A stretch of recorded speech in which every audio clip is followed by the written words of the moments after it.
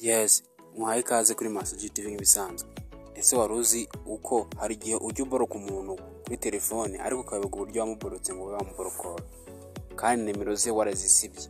Ese ni gute wamenya umuntu waborotse ndetse nuko wabona za nimero ze wari waraborotse warangiza ukamuborokora ndetse akajyongera akaguhamagara bisanzwe? Kamanze nk'ikaze muri kiganiro uyumva kuri mikoro yitwa Joseph Twizera. Iyi ni Master G TV nk'ibisanzwe. Icyo uzakora uzazama hano aho wandikira nimero cyangwa se aho ujya uhamagara. Umara kuza aho ujya uhamagara uzahita ubona hejuru yawe hazaba hejuru mu ruhande rw'iburyo hazaba hari tu icon ko tuzaba tumeze n'igutya.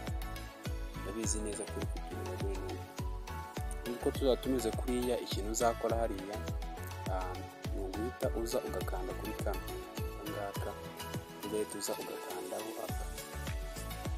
akangaka niko ugahita uza ugakandaho. Uzere kuri kukareba kariya kabanza mu ruhande rw'iburyo, nurangiza uhita uza ugakandaho. Umara kugakandaho uzahita ubona hasi ijambo ryanditse ngo blocked number.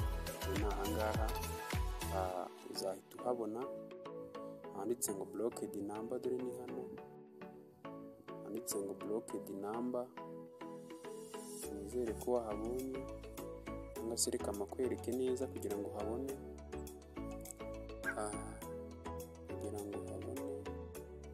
Ni ahangaha uzahita uza ugakanda ahangaha gutya. Numara kuhakanda rero hano uza uhakande. Numara kuhakanda uzahita uza hano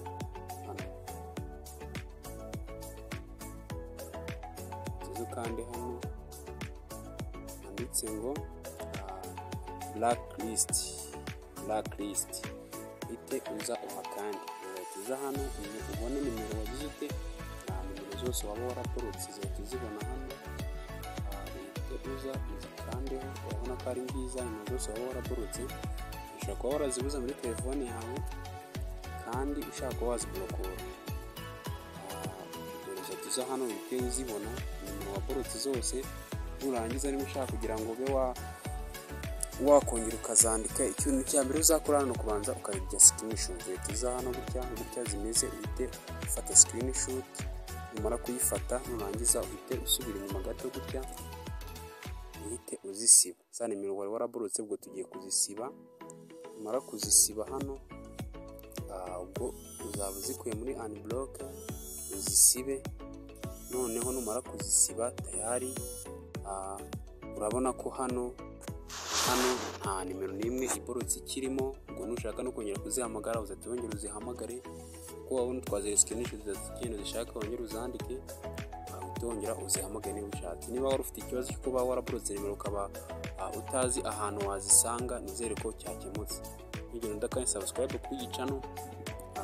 Numva kuri mikoro yitwa Joseph Twizera. Iyi ni Master G TV bisanzwe. Ndabakunda cyane, uziko mwagira ibihe byiza.